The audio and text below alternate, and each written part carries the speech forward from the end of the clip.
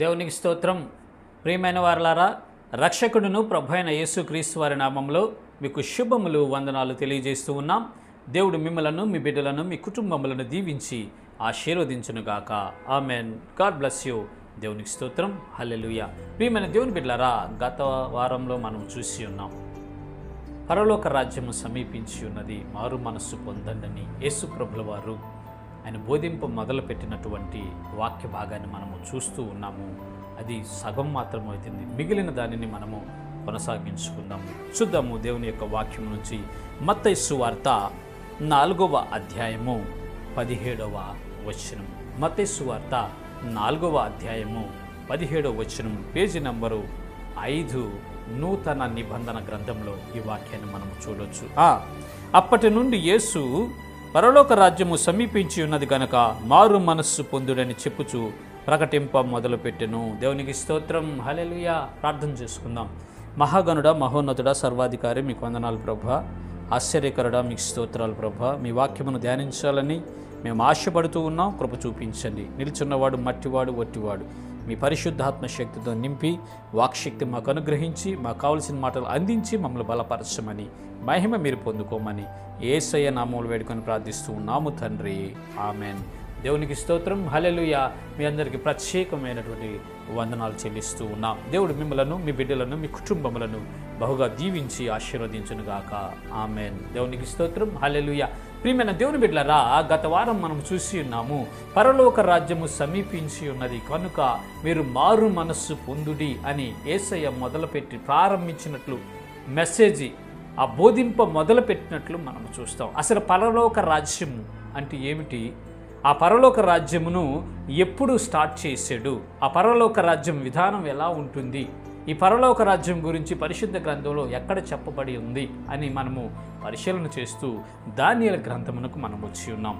ఆ రాజుల కాలాలలో 2వ అధ్యాయం 44వ వచనం మనము చూస్తే అక్కడ ఈ రీతిగా రాయబడి ఉంది. ఆ రాజుల కాలాలలో పరలోకమందున్న దేవుడు ఒక రాజ్యము స్థాపించును, దానికన్నిటికీ నాశనము కలుగదు.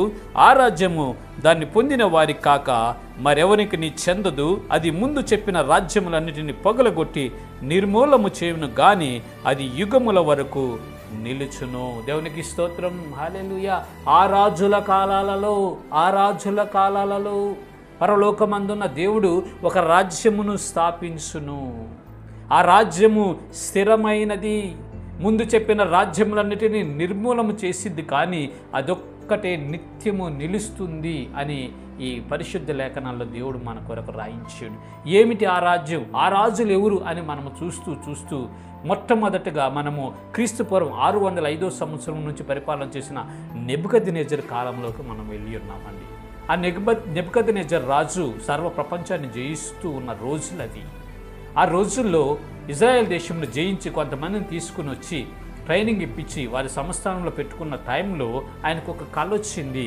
ఆ కళ భావము ఆ దేశంలో బబులోనీయులు కానీ ఇటు చెరగొని వచ్చిన ప్రజలు కానీ ఎవరు చెప్పలేకపోతున్న సమయంలో ఆ రాజుకు కోపం వచ్చి, జ్ఞానులందరినీ చంపివేయండి, గారడ విద్య కలిగిన వారిని మొత్తాన్ని చంపివేసేయండి అని ఆజ్ఞాపించడం జరిగింది. ఆ సమయంలో 4 బాలురు, 4 యూదులు, దేవుని బిడ్డలు ధైర్యం తెచ్చుకొని దానియేలు గారి నాయకత్వంలో ఆయన రాజు సమ్ముఖమందు వెళ్ళి సమయమును అడిగి దేవునికి ప్రార్థన చేసినప్పుడు ఆకాశమందున్న దేవుడు వారి ప్రార్థన ఆలకించి ఆ కళ భావమును దానియేలు భక్తుడికి తెలియచేశాడండి. దేవునికి స్తోత్రం. హల్లెలూయా. వెంటనే ఈ దానియేలు గారు ఏం చేశాడంటే ఆ సైన్యాధిపతికి చెప్పాడు, అయ్యా, నన్ను త్వరగా రాజ సన్నిధికి తీసుకుని వెళ్ళండి, రాజ ఆస్థానానికి నన్ను త్వరగా తీసుకుని వెళ్ళండి.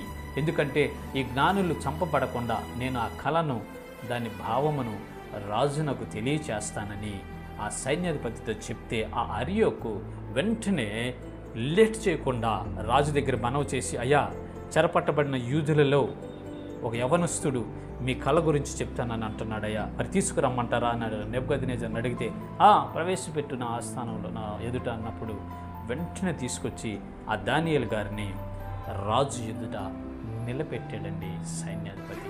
అక్కడ జరిగినటువంటి సందర్భం ఈ దానియేలు గ్రంథము 2వ అధ్యాయము మనం చూసినట్లయితే 29వ వచనం ఒకసారి చూస్తే అక్కడ ఈ రీతిగా దానియేలు గారు చెప్తున్నాడు, రాజా ప్రస్తుత కాలము గడిచిన పిమ్మెట ఏమి జరుగునో అనుకొని తాము పడక మీద పరుండి మనోచింత కలవారై ఉండగా మర్మములను బయలుపరచువాడు కలగబోవు దాన్ని తమరికి తెలియచేసెను. దేవునికి స్తోత్రం, హల్లెలూయా. ప్రియమైన దేవుని బిడ్డలారా, ఆ రాజు కండిషన్ ఏంటి? ప్రస్తుతం నీ కండిషన్ ఎలా ఉంది? కల రాకముందు నీ కండిషన్ ఇది రాజా అని చెప్తున్నాడండి. కల ఒకటే కాదండి, కల రాకముందు ఉన్న కండిషన్ ఎందుకు కూడా చెప్తున్నాడు రాజుకి. రాజా, ఈ ప్రస్తుత కాలం అయిపోయిన తర్వాత భవిష్యత్తు ఎలా ఉంటుంది? నా వంశము చిరస్థాయిగా ఈ రాజ్యం ఉంటుందా? నేను ఇంత జయించాను, చాలా సామ్రాజ్యాలను ఆక్రమించి సువిశాల సామ్రాజ్యాన్ని స్థాపించాను కదా, నా తర్వాత మరి నా వారసులు ఎవరన్నా అవుతారా? ఈ బబులోను సామ్రాజ్యమే స్థిరంగా ఉంటుందని రకరకాలుగా ఆలోచన చేసుకొని ఆ రాత్రి పడుకున్నాడంట నెబుకద్నెజరు. ఆ మనోచింతతో పడుకున్నాడంట. అసలు నా సామ్రాజ్యం చిరస్థాయిగా ఉంటుందా, మధ్యలోనే వెళ్ళిపోతుందా అనే ఆలోచనతో మనోచింత గలవాడై నిద్రకు ఉపక్రమించినప్పుడు మర్మాలను బయలుపరుచువాడు పరలోకమందున్న దేవుడే జరగబోవు దానిని ఫ్యూచర్ని రాజుకి తెలియచేసాడు అని ఇక్కడ దానియేలు భక్తుడు రాజుతో చెప్తున్నాడండి. ఆ సమయంలో ఆ ఆస్థానంలో ఉన్నటువంటి అధికారులు, మంత్రులు, సకల శాస్త్ర కోవిదులు, జ్ఞానం కలిగిన వాడు, గారడ విద్య కలిగిన శకుడగాండ్రులు, మినిస్టర్స్, సైన్యాధిపతులు, రాజు అందరూ పిన్ డ్రాప్ సైలెంట్గా ఉన్నారు. పిన్ డ్రాప్ సైలెంట్, ఆసక్తిగా వింటున్నారు, శ్రద్ధగా ఆలకిస్తున్నారు. ఆ టైంలో దానియేలు భక్తుడు మాట్లాడుతూ ఉన్నాడు, రాజా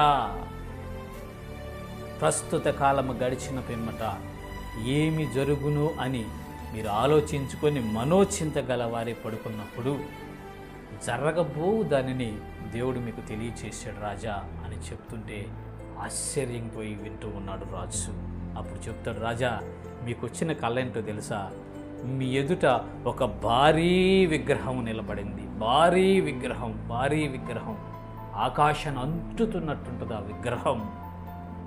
ఆ విగ్రహం యొక్క శిరస్సు బంగారుమయమైనది, దాని భుజములు, ఈ ఛాతి భాగము వెండిమయమైంది, దాని ఉదరము, ఈ తొడ భాగము ఇత్తడిమయమైంది, దాని మోకాళ్ళు ఇనుము వంటివి ఉన్నవి, దాని పాదములు కొంత ఇనుము బంకమట్టితో మిళితమై ఉన్నట్లు మీకు కనిపించింది రాజా అని దానియేలు చెప్తున్నాడండి.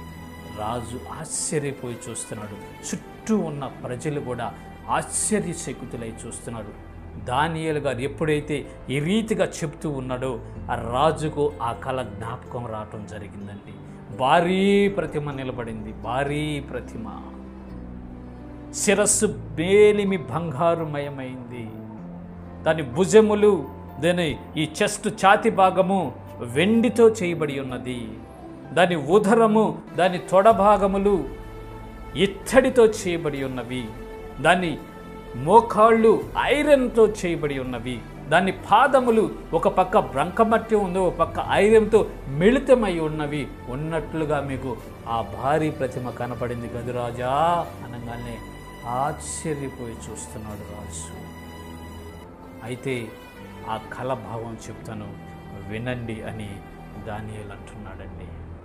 రాజా, ఆ బంగారు శిరస్సు నీవే, బబులోను సామ్రాజ్యమే ఆ బంగారు శిరస్సు. దేవునికి స్తోత్రం, హల్లెలూయా. ఆ బంగారు శిరస్సు నీవే. నీ తర్వాత, మీ బబులోను సామ్రాజ్యం తర్వాత దీనికంటే తక్కువ రాజ్యం ఒకటి లేస్తుంది. అదే మాదియా పారసిక సామ్రాజ్యము. మాదియా పారసిక సామ్రాజ్యం అది వెండి వంటిది. ఆ మాదియా సామ్రాజ్యం, ఆ మాదియా పారసిక సామ్రాజ్యం అంతమైపోయిన తర్వాత మూడో సామ్రాజ్యం ఒకటి లేస్తుంది. ఆ సామ్రాజ్యము ఈ భూమంతటిని పరిపాలిస్తుంది. అదే గ్రీకు సామ్రాజ్యము. దేవునికి స్తోత్రం, హల్లెలూయా. గ్రీకు సామ్రాజ్యం గురించి మనందరికీ తెలుసండి. అలెగ్జాండర్ దండయాత్రలో మనకు తెలుసు. భారతదేశం దాకా వచ్చాడు అలెగ్జాండర్.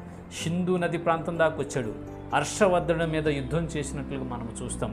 ఆ టైంలో చంద్రగుప్త మౌర్యుడు మన భారతదేశాన్ని పరిపాలిస్తున్నాడు నార్త్ ఇండియాలో. హర్షవర్ధనుడు కూడా పురుషోత్తముడు హర్షవర్ధనుడు కాదు, పురుషోత్తముడు పరిపాలిస్తున్నటువంటి రోజులవి. ఆ రోజుల్లో అలెగ్జాండర్ చక్రవర్తి ఆ ప్రపంచాన్ని జయించుకుంటూ భారతదేశం మీద కూడా దండయాత్ర చేసి కొన్ని భాగాలు జయించినట్లు మనం చూస్తాం. ప్రియమైన దేవుని, అదే గ్రీకు సామ్రాజ్యము ఇత్తడి రాగి వంటిది. ఆ సామ్రాజ్యం అంతమైపోయిన తర్వాత ఐరన్ లాంటి సామ్రాజ్యం ఒకటి ఏర్పడుతుంది. అది ప్రపంచాన్ని మొత్తం పరిపాలించింది. అది పవిత్ర రోమన్ సామ్రాజ్యము. దేవునికి స్తోత్రం, హల్లెలూయా. పవిత్ర రోమన్ సామ్రాజ్యము. ఆ రోమన్ సామ్రాజ్యము, ఈ రోమన్ ఎంపైర్ అనేది ఈ ప్రపంచాన్ని మొత్తాన్ని జయించి వారి భాషను కూడా అన్ని దేశాలకు పంపించినట్లు మనం చూస్తాం. ప్రియమైనటువంటి దేవుని బిడ్డలారా, అందుకే మనము కూడా చిన్నప్పుడు స్కూల్స్కి వెళ్ళినప్పుడు రోమన్ లెటర్స్ వేస్తాం. ఇప్పటికి కూడా మనము రోమన్ అంకెలు వాడతాం. ఎందుకు వాడతామంటే వారు ప్రపంచాన్ని జయించారు. రోమీయులు ప్రపంచాన్ని జయించి వారి యొక్క సంస్కృతిని, వారి భాషను, వారి యొక్క కల్చర్ను ప్రపంచమంతయు విస్తరింపచేసినట్లు మనము చూస్తాం. అదే 4వ సామ్రాజ్యము, ఐరన్ వంటి సామ్రాజ్యం. అది ఆ సామ్రాజ్యము ఒక పక్క బంకమట్టి, ఒక పక్క ఐరన్తో మిళితమై ఉంటూ ఉన్నాయి కదా, చూశారు కదా రాజా. అయితే ఆ సామ్రాజ్యంలో అనేక రకాల జాతుల ప్రజలు, అనేక రకాల వర్గాల ప్రజలు, అనేక రకాల ప్రజలు మిక్స్ అయి ఉంటారు. కాబట్టి ఒకరికొకరు పొసక్కుండా ఉంటారు, అనైక్యతగా ఉంటారు అని దానియేలు భక్తుడు ఆ కలభావమును చెప్తుంటే అందరూ నిశ్చేష్టులైపోయారు. భారీ విగ్రహం, బంగారు శిరస్సు అనేది బబులోను సామ్రాజ్యము. వెండి వంటి ఈ ఛాతి, ఈ ఛాతి భాగము, ఈ భుజ భాగము మాదియ పారసిక సామ్రాజ్యము. ఈ ఉదర తొడ భాగాలు గ్రీకు సామ్రాజ్యము. ఈ మోకాళ్ళు నుంచి క్రిందకి రోమన్ సామ్రాజ్యము. రాజా, ఈ రాజ్యాలన్నీ త్వరలో రాబోతూ ఉన్నవి. దేవునికి స్తోత్రం, హల్లెలూయా. ఈ రాజ్యాలు రాబోతూ ఉన్నవి.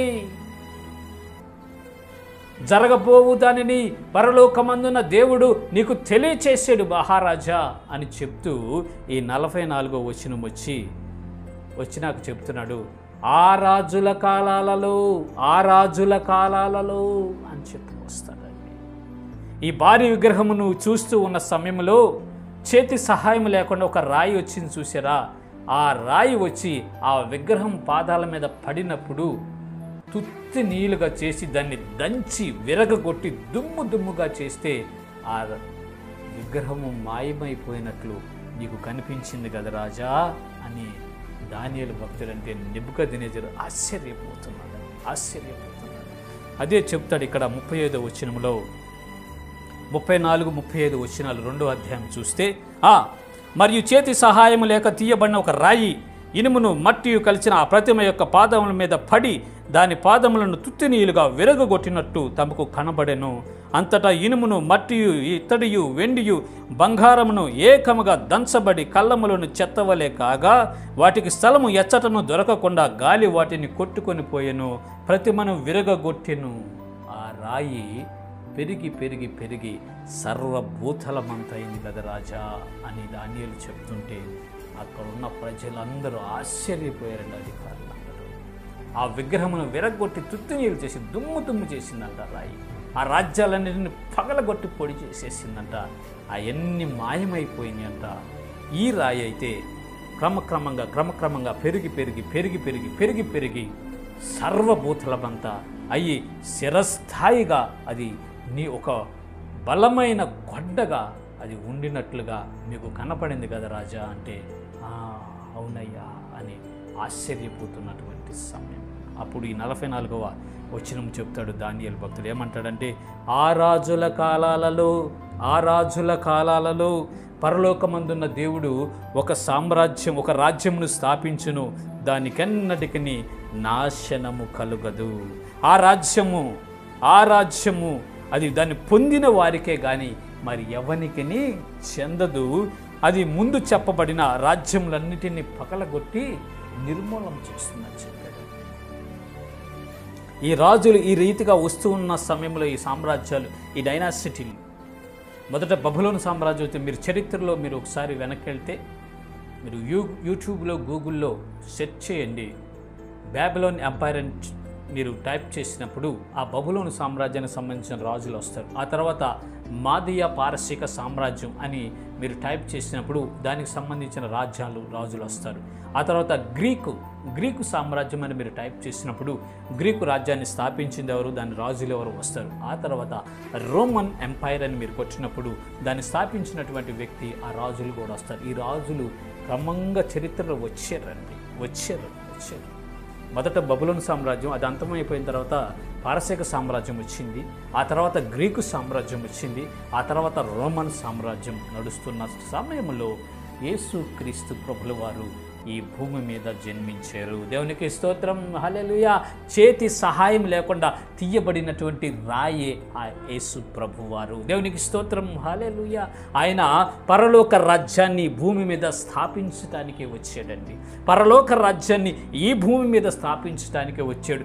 ఆ రాజుల కాలాలలో ఆయన ఈ భూమి మీదకి వచ్చాడు. పవిత్ర రోమన్ సామ్రాజ్యం పరిపాలిస్తున్నటువంటి రోజులలో సీజర్ అగస్టస్ చక్రవర్తి పరిపాలిస్తున్నటువంటి టైంలో ఇశ్రాయేలు దేశంలో బెత్లెహేము పట్టణంలో దావీదు పట్టణంలో రక్షకుడు మన కొరకు పుట్టి ఉన్నాడు. దేవునికి స్తోత్రం, హల్లెలూయా. ఆయనే పరలోక రాజ్యాన్ని స్థాపించడానికి వచ్చాడు. ప్రియమైన దేవుని బిడ్డలారా, ఆయన పుట్టి ఉన్నాడు, పరలోక రాజ్యాన్ని స్థాపించాడు, ఆయన ఎస్టాబ్లిష్ చేసాడు. ఆయన సిలువలో మరణించుట చేత, సమాధి చేయబడుట చేత, పునరుద్ధానుడై తిరిగి లేచుట చేత ఆ సామ్రాజ్యాన్ని నిర్మించాడండి. మన కొరకు నిర్మించాడు. పరలోక రాజ్యాన్ని నిర్మించాడు. ఆ రాజుల కాలాలలో దేవాది దేవుడే ఒక రాజ్యాన్ని స్థాపించాడు. దానికన్నటికి నాశనము కలగదు.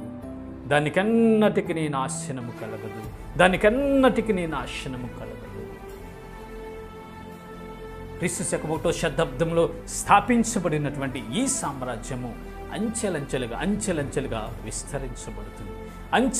అంచెలంచెలుగా స్ప్రెడ్ అవుతుంది. ఈనాడు దాదాపుగా ప్రపంచ దేశాలన్నిటిలో ఈ రాజ్యము విస్తరించబడి ఉంది. దేవునికి స్తోత్రం, హల్లెలూయా.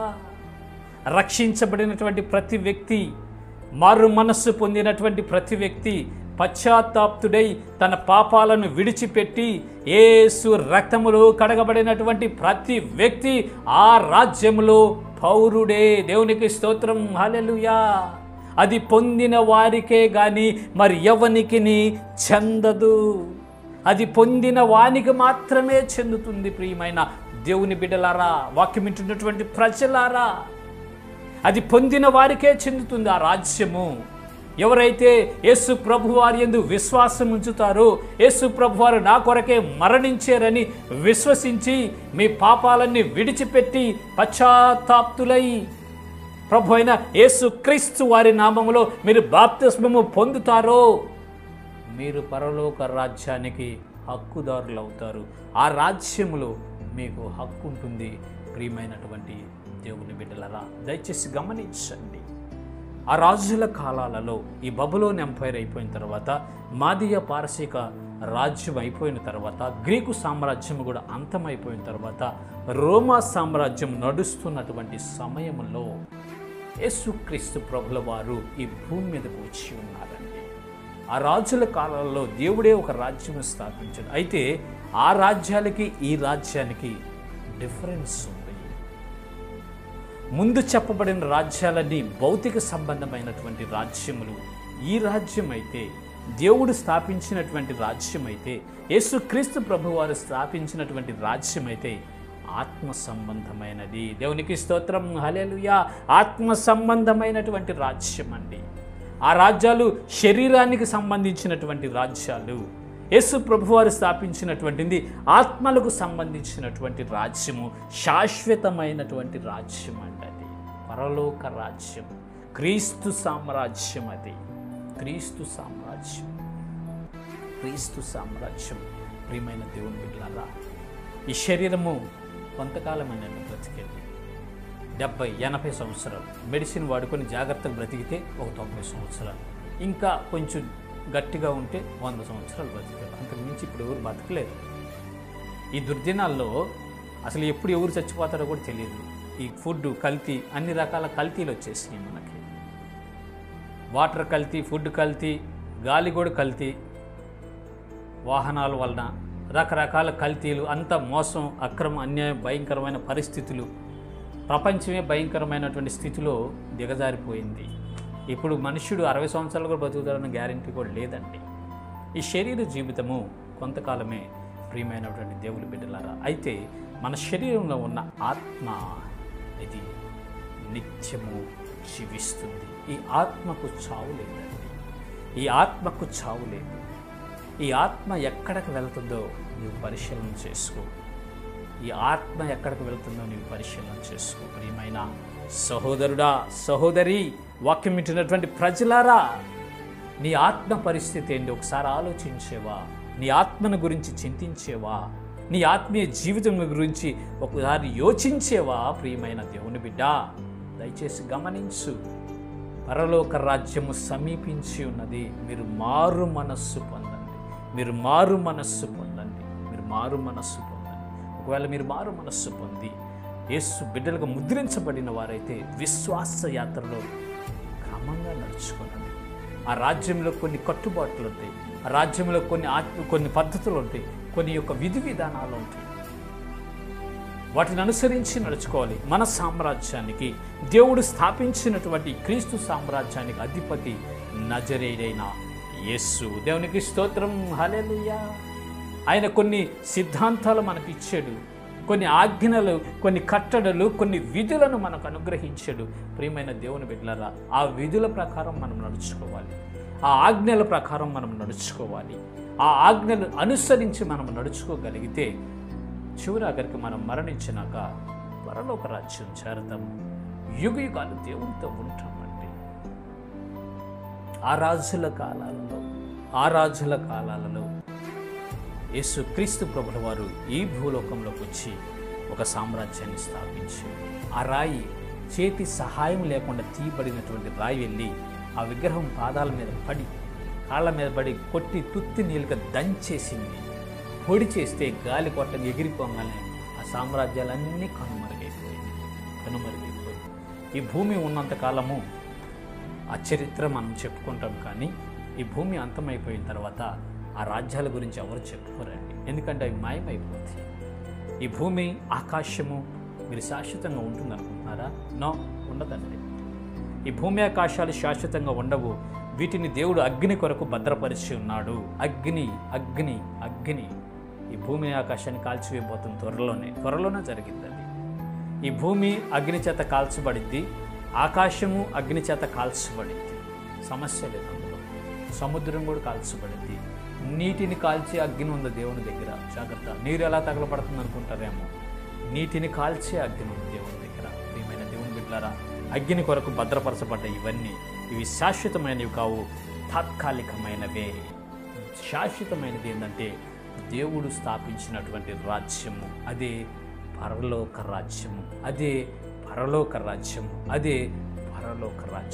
ఆ పరలోక రాజ్యము పొందుకోవాలంటే మనమేమి చేయాలి? ఆ పరలోక రాజ్యము పొందుకోవాలంటే ఏం చేయాలంటే యేసు ప్రభు వారు చెప్పాడుగా, పరలోక రాజ్యము సమీపించి ఉన్నది, మారు మనస్సు పొందుడి. దేవునికి స్తోత్రం, హల్లెలూయా. మారు మనస్సు పొందుడి. పరలోక రాజ్యాన్ని నేను స్థాపించేను వచ్చి, మీరు మారు మనస్సు పొందండి, మీరు నమ్మి బాప్తిస్మం పొందండి, పరలోక రాజ్యానికి హక్కుదారులు అవ్వండి, పరలోక రాజ్యంలో పౌరసత్వాన్ని మీరు సంపాదించుకొనండి అని యేసు ప్రభుల వారు తెలియజేస్తున్నాడు. ప్రియమైన దేవుని బిడ్డలారా, దయచేసి గమనించండి. ఇది చరిత్ర ఆధారంగా దేవుడు మనకు తెలియజేస్తున్నటువంటి వాక్యం. చరిత్రను ఎవరు కాదనలేరండి. నిన్న జరిగిన సంఘటన చరిత్ర అండి.